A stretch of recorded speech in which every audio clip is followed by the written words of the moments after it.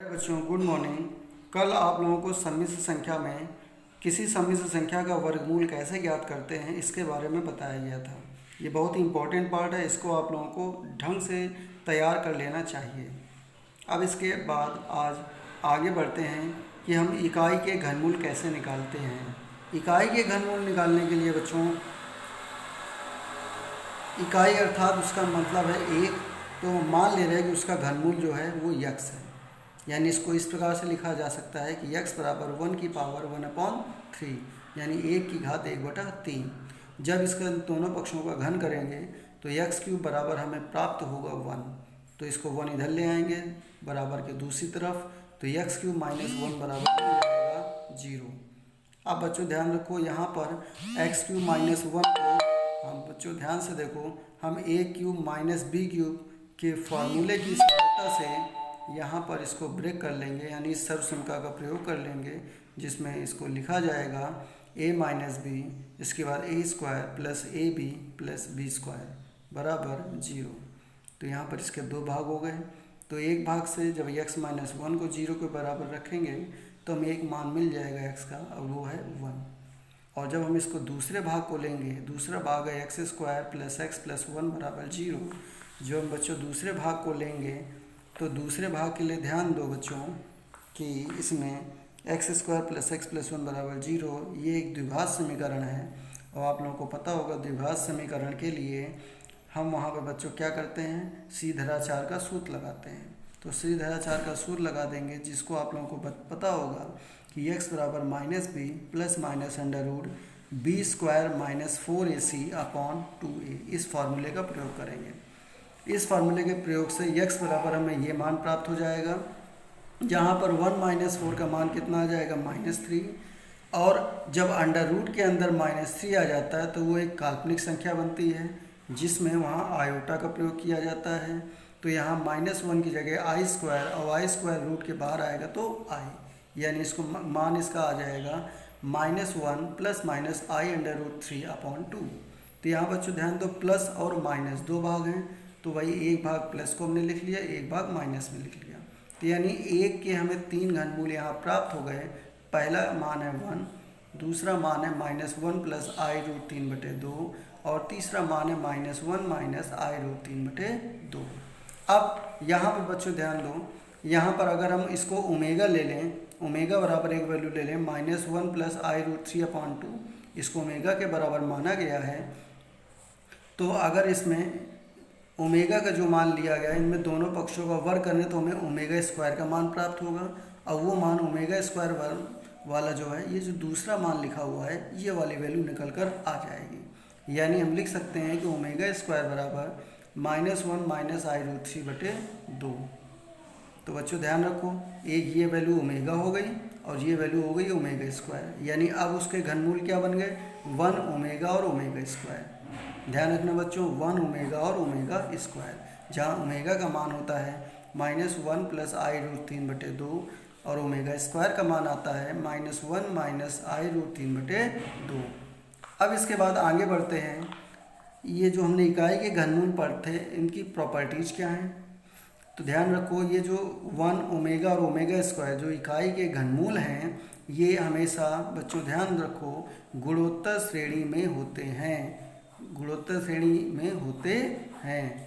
और दूसरा क्या है, दूसरा है 1 प्लस ओमेगा स्क्वायर बराबर 0, अर्थात इकाई के जो घनमूल होते हैं इनका योगफल 0 के बराबर होता है। और तीसरी बात, ओमेगा क्यूब बराबर 1, कि ओमेगा क्यूब का मान किसके बराबर होता है, 1 के। ये प्रॉपर्टीज़ बच्चों बहुत ही ध्यान रखना, ये इंपॉर्टेंट प्रॉपर्टीज़ हैं। ये इनका यूज जो है एक्सरसाइज में करना पड़ेगा, जिसके वजह से हमें क्वेश्चन भी सॉल्व करने में मदद मिलेगी। अब बच्चों आगे बढ़ते हैं। सम्मिश्र संख्या का क्रमित युग्म रूप। क्रमित युग्म रूप, तो बच्चों ध्यान दो कि जैसे आप लोग कार्तीय तल में जब किसी बिंदु के निर्देशांक को व्यक्त करते हो तो उसमें x, y प्रकार से उसको लिखा जाता है।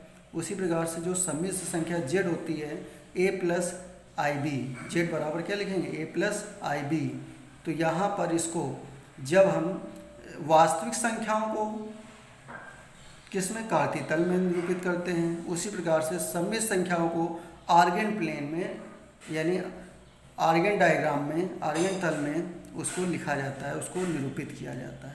और इसके लिए जो क्रमित युग्म रूप है वही जो a + ib था, तो उसी में उसका वास्तविक भाग कॉमा उसका काल्पनिक भाग, इस प्रकार से उसको क्रमित युग्म बनाकर लिखा जाता है। यहाँ पर a और b दोनों ही वास्तविक संख्याएं होंगी।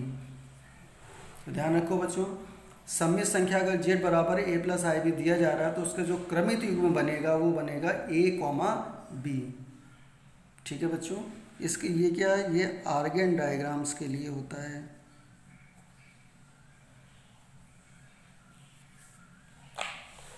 इसके बाद आगे बच्चों देखो, सममित संख्या का मापांक और कोणांक निकालना, ये बहुत ही इंपॉर्टेंट पार्ट है बच्चों। सममित संख्या का मापांक और कोणांक निकालना ये लगभग हर बार एग्जाम में पूछा जाता है। कैसे निकालते हैं उसके लिए ध्यान दो बच्चों। ये यहाँ पर एक आर्गन डायग्राम बना हुआ है जिसमें कोई एक बिंदु P है जिसके निर्देशांक x, y हैं।